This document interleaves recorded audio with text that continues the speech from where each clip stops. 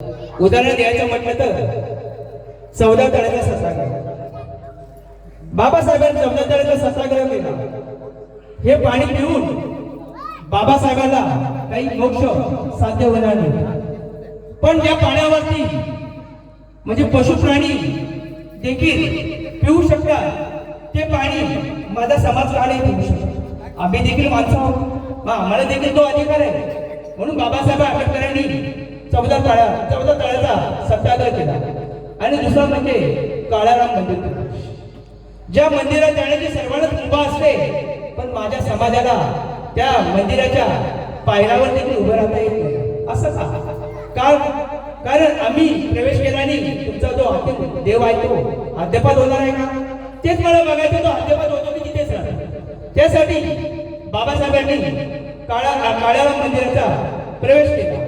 अशा या बाबासाहेबांना आपल्या म्हणजे पूर्ण समाजाच्या घरातला त्या काळी आणि आजही ताईत बनला. अशा बाबासाहेबांसाठी मी आपल्या समोर एक गीत सादर करतो. मोजू तरी कशी उंची तुझ्या कर्तृत्वाची, मोजू तरी कशी उंची तुझ्या कर्तृत्वाची, तू जगाला शिकवली भाषा माणुसकी.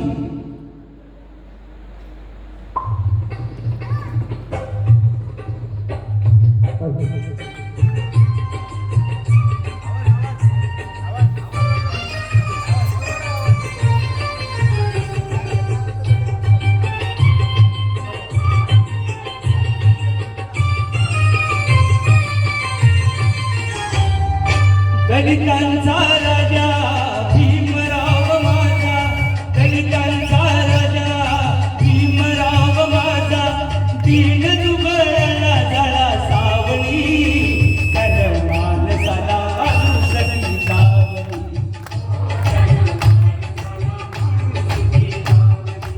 ओ दलितांचा राजा भीमराव माझा, दीन दुबळला झाला माणसाला माणुसकी लावली.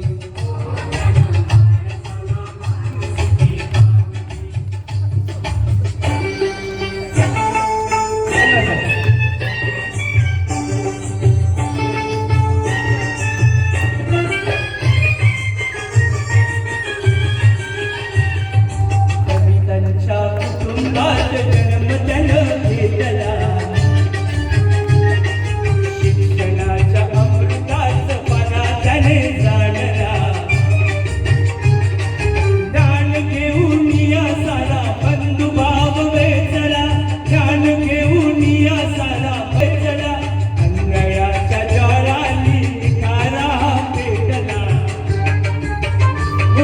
उद्धाराची आन त्यानं घेतली, त्यानं माणसाला माणुसकी लावली.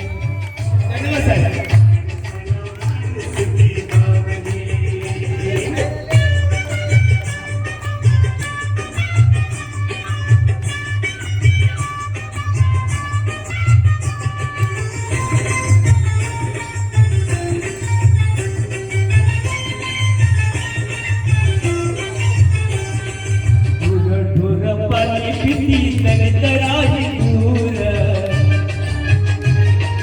कंठ त्याचा ओरडाली डोळ्यामध्ये दूर, जाणून या मन त्यांचं भीम हो अधीर, जाणून या मन त्यांचं भीम हो अधीर.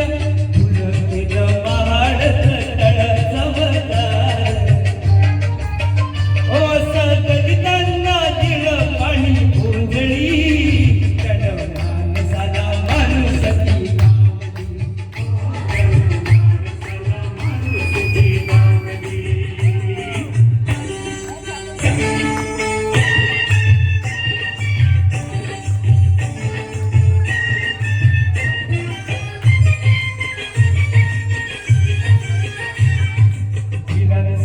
मिळूनिया सारे अपमान, स्वयं तेज बुद्धीने